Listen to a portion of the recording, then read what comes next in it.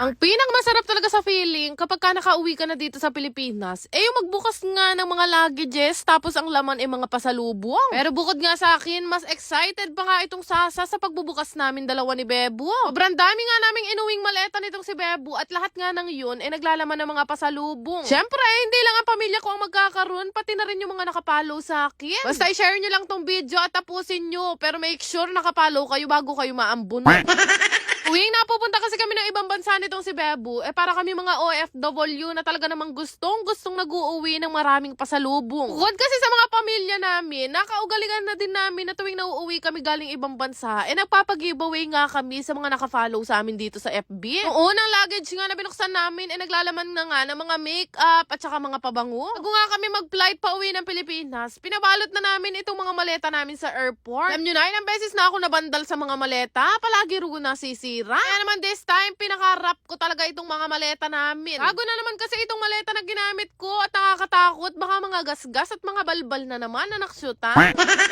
Aniwan nga sa mga pinag-uuwi namin dalawa ni Bebo, mga pabango, makeup at syempre, chocolate. Expected na rin kasi ng mga pamilya namin na kapag kami dalawa ang nagbakasyon, panigurado meron kaming pasalubong. Ilang araw lang kami nagstay doon. Tingnan nyo naman, meron pa kaming uwing mga sapatos, tsinelas, pabango. Paano pa itong isang buong maleta namin? Naglalaman lang yan ng mga pabango. Actually, hindi rin namin alam kung sino yung mga pagbibigyan namin ng mga pabango na yan dahil nga sobrang dami. Sobrang sarap kasi sa pakiramdam guys yung nagbibigay ka lalo na pagkaling talaga sa bulsa mo. Ante mo kanining habang inaayos ko na itong mga pabango na mga pinagbibili namin, iniisip ko na dyan kung kani-kanino ko nga ito bibigay. At alam nyo ba, hindi lang basta-basta dampot kami ng dampot ni Bebo. Isa talaga namin yung pinag-aamoy nung nandun nga kami sa ibang bansa. Talaga naman muntik na sumabog ang ilong ko, sari-saring amoy na inaamoy kong pabango, naksyutan.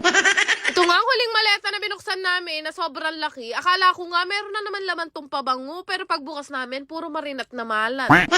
May nag-unboxing na nga itong nanay at tatay ko dito sa gilid. Sabi ko kasi sa kanila, kayo na ang bahalang mamili kung anong pabango ang gusto nyo. Akala ko nga tapos na yung pagbibilang namin ng mga pasalubong. Naalala ko, meron pa pala akong mga maliliit na maleta. At nung nabuklat nga namin, naglalaman naman to na sandamakmak na mga chocolate. Habang nanonood kayo, mamili na rin kayo kung ano nga ba yung mga gusto nyo. Chocolate, pabango o makeup, bilugan nyo na lang at saka nyo i-comment.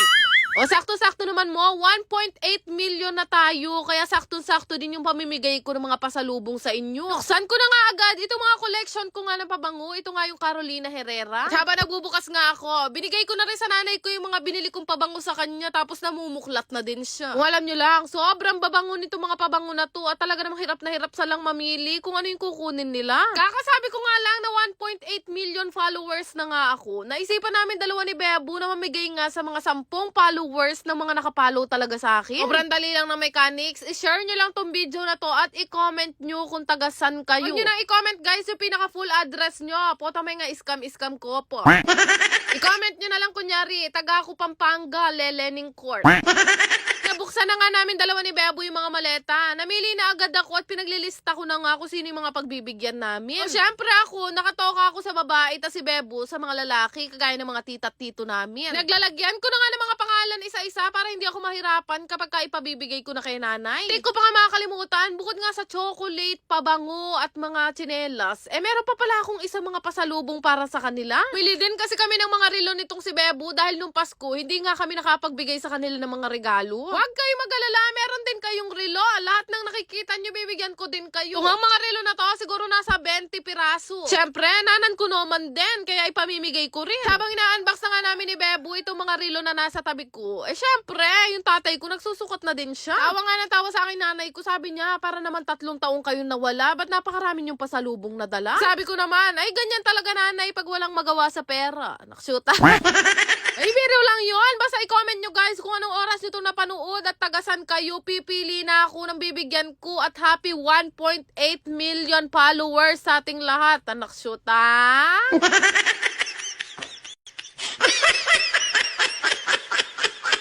Yan lang naman. Salamat! Meron ako nilalaro na ang pangalan nga ay Diamond Game. Sa kahit hindi pa kayo naglalaro, basta mag-register kayo, may ayuda kayo sa akin. Sobrang daling maglaro dito at ganyan talaga kalaki inaabot. Kaya naman yung link andyan sa my comment section.